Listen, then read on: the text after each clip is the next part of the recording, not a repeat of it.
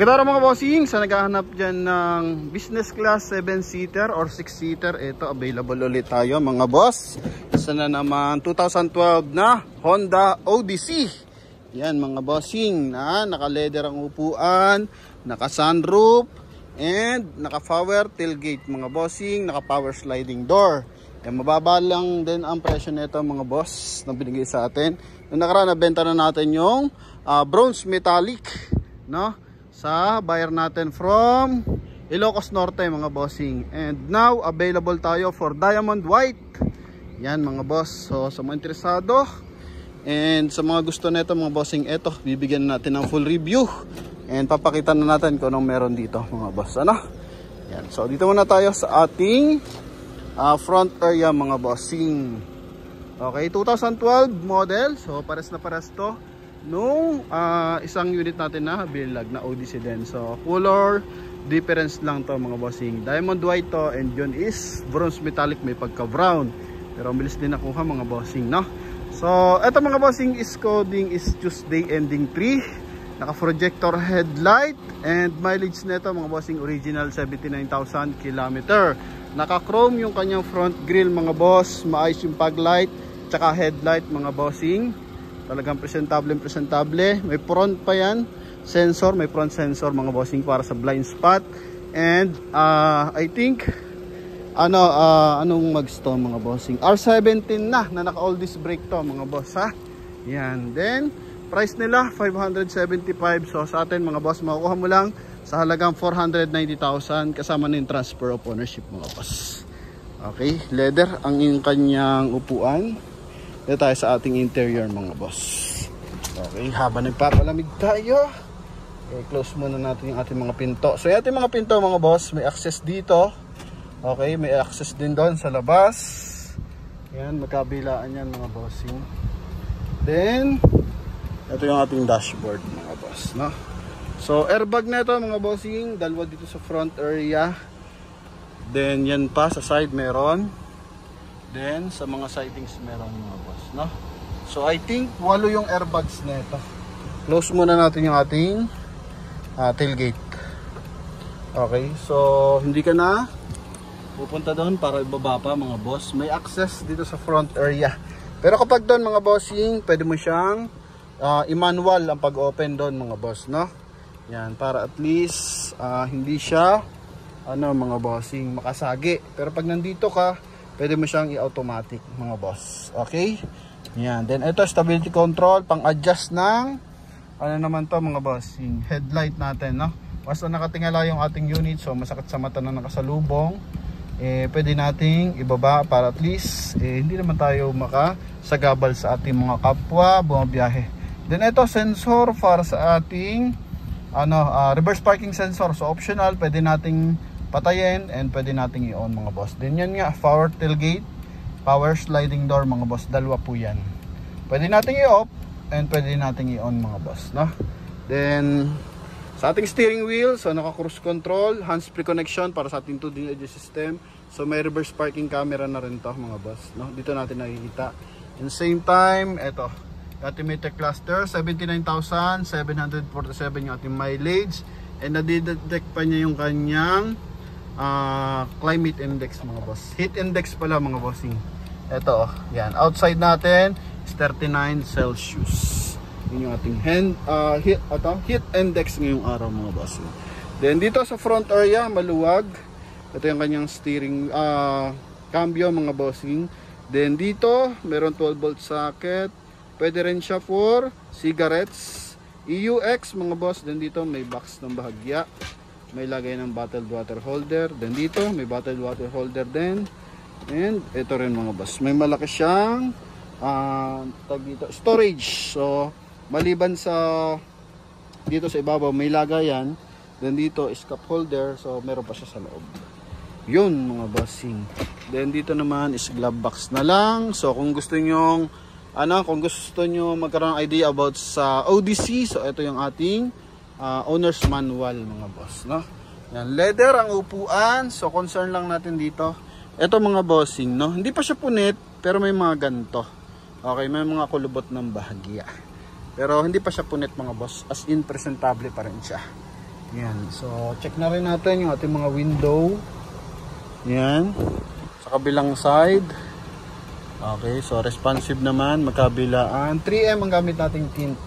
Then yung ating power adjust side mirror. Okay, then dito blind spot yan. Sa kabilang side. Okay, so responsive din mga boss. About naman sa ating sun visor, so with mirror. Beige yung ating ceiling mga boss. Ito. Yan. Ito is meron pa siyang ilaw. Then, etong ating rear view mirror. So, may pang-adjust siya. Once naman yung sumusunod sa atin ang sobrang liwanag mga boss ng kanyang ilaw, nalilesen na ito. Okay? Yan. So, may ito adjust na rin siya. Then, dito is lagay nating eyeglasses. Ilaw, ilaw. Okay. Yan. Ito lang. Bumbilya dito sa kabila. Wala mga boss, no?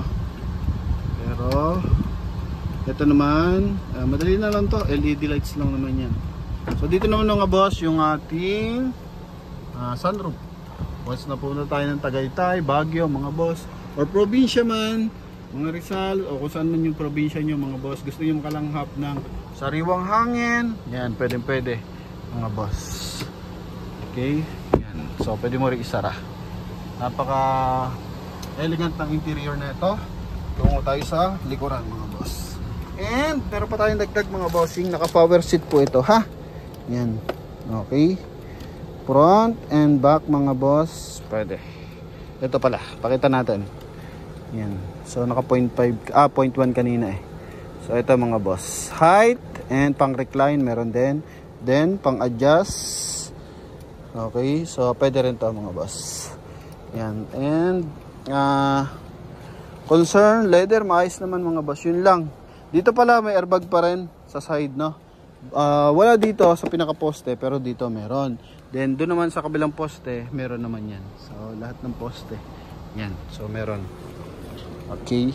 So, it means sinasabi natin mga boss, yung panel kasi na to is na-off natin. Panel lang to, yung matigas, kaya tawag natin poste mga bossing, para at least madaling describe. So sa side mga boss, meron siyang chrome accent. Paikot po yan sa panel ng ating window.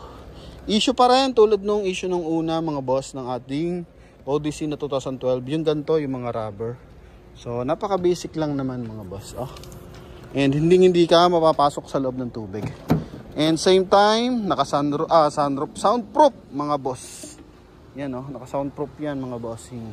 Double liner para in case, siyempre nga business class unit to, pag nagta-travel tayo, walang kaingi-ingi sa loob. And yung nakaraan unit natin mga bossing, 6-seater yun kasi tinanggal pala nila yung sangupuan sa gitna, pero nilagay naman upon release. Pero ito naka mga bossing, naka 7-seater. So pwede mo rin i-detach if ever na gusto mo maging 6-seater. Yan, all leather yan mga boss. Okay. And pagdating dito sa loob, so may ka rin dito mga bossing para ma-open access. Yan, then may sunshade or cortina mga boss. Okay, sarili siyang sunshade. Yan. Gara, no? Yan, may mga konting gas-gas. So normal for second hand, pero ito masasabi natin presentable. And sa mga interesado dito mga boss, pwede naman kayong padala ng mekaniko o relatives para ma-check nyo yung ating unit mga boss, no? And pwede nyo i-scan yung unit natin, wala po problema. Okay? Yan, ang daming option para ma-open. Meron dito, meron pa doon, gara. Then naka-automatic climate control sa likuran. Ito yung access, pwedeng manual, pwedeng automatic mga boss. Yan, ha? Okay, so close natin mga boss. And dito sa third row, yan mga boss. All leather yan. And ganun din, meron din siyang sunshade. Ito. Pakita natin mga boss.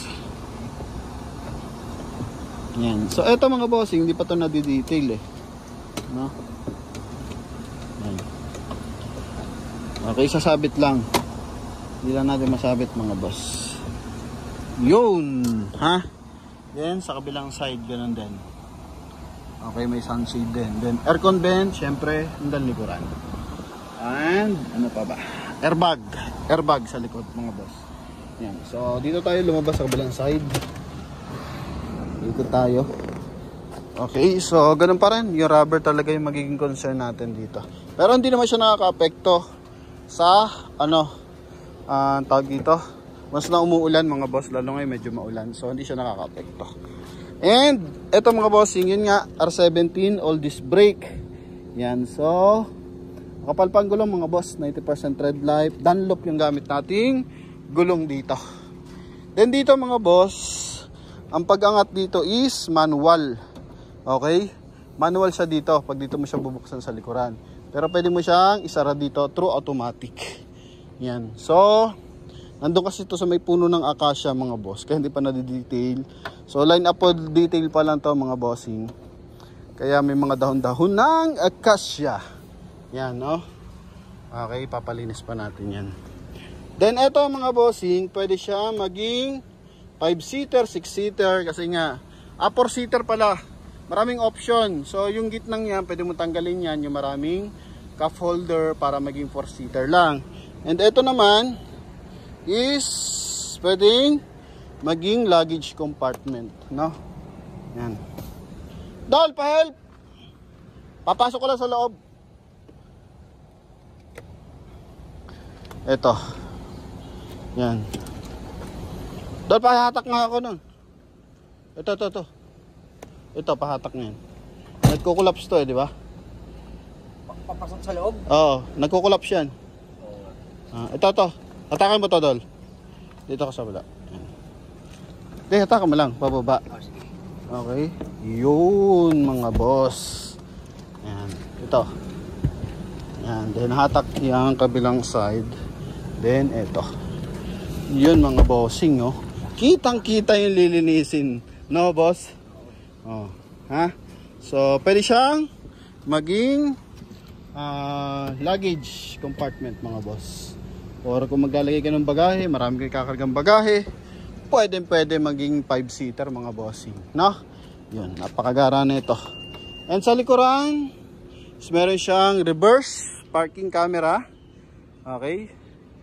And meron siyang 4-eye reverse parking sensor. So, tinest drive ko naman na to. Maayos ang transmission.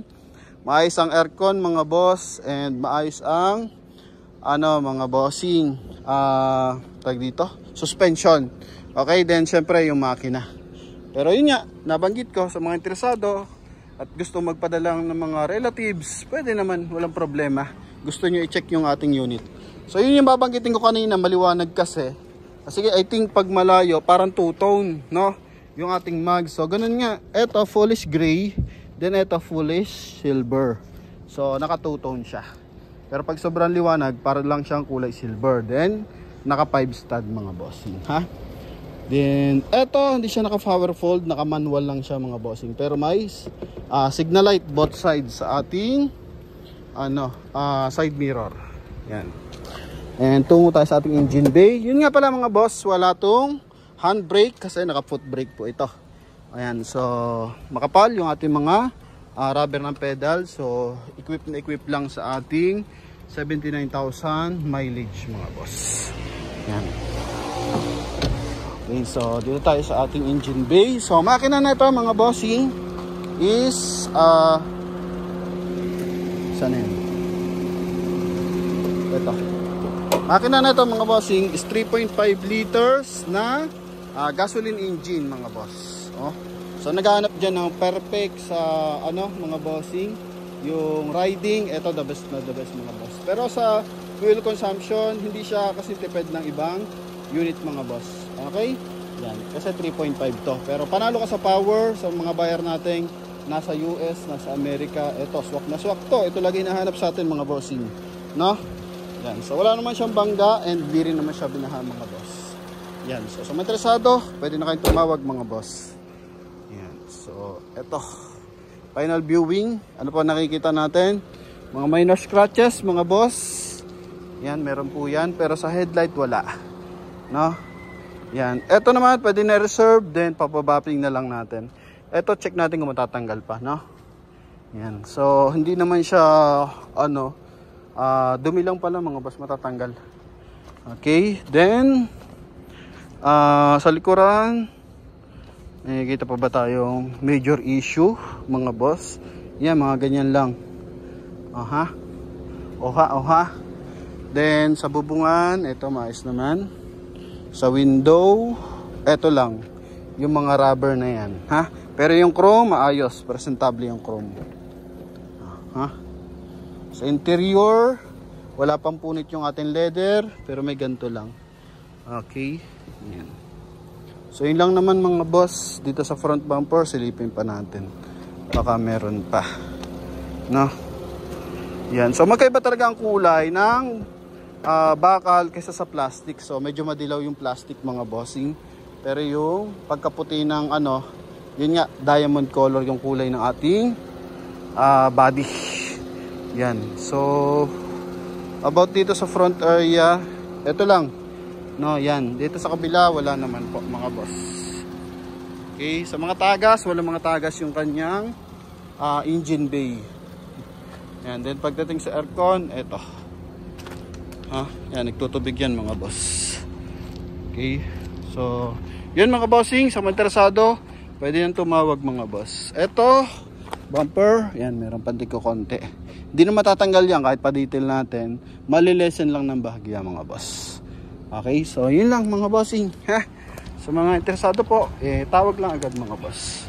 Connected po yung ating number sa Viber and WhatsApp mga boss. And thank you sa ating mga buyer na patuloy na nagsusubscribe, nagpa-follow and nagko-comment. So pa-comment naman dito mga bossing kung saan lugar nyo napanood yung ating video. Thank you and God bless. Bye bye.